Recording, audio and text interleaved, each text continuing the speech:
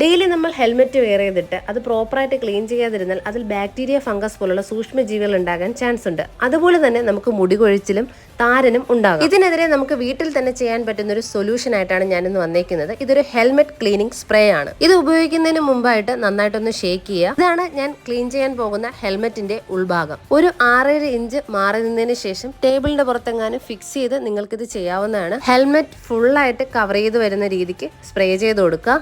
2 മുതൽ 5 മിനിറ്റ് വരെ വെയിറ്റ് ചെയ്യാട്ടോ. എന്നിട്ട് ശേഷം ക്ലോത്തോ സ്പോഞ്ചോ ഉപയോഗിച്ച് നന്നായിട്ട് വൈപ്പ് ചെയ്തെടുക്കുക. ഈ പ്രോസസ് എല്ലാം കഴിഞ്ഞതിന് ശേഷം ഹെൽമെറ്റ് നല്ലപോലെ ഡ്രൈ ചെയ്യാൻ വെക്കുക. അതിനുശേഷം നമുക്ക് യൂസ് ചെയ്യാവുന്നതാണ്. ഹെൽമെറ്റ് ക്ലീനിങ് ഒക്കെ നമുക്ക് വീട്ടിൽ ഇനി ഈസി ആയിട്ട് തന്നെ ചെയ്യാം. ഈ പ്രോഡക്റ്റ് യൂസ് ചെയ്ത് ഹെൽമെറ്റ് ഒക്കെ നല്ല ക്ലീൻ ആയിട്ടുണ്ട്. അത് മാത്രമല്ല ഇതിനൊരു നല്ലൊരു ലോങ് ലാസ്റ്റിംഗ് സ്മെല്ല് കൂടിയുണ്ട്.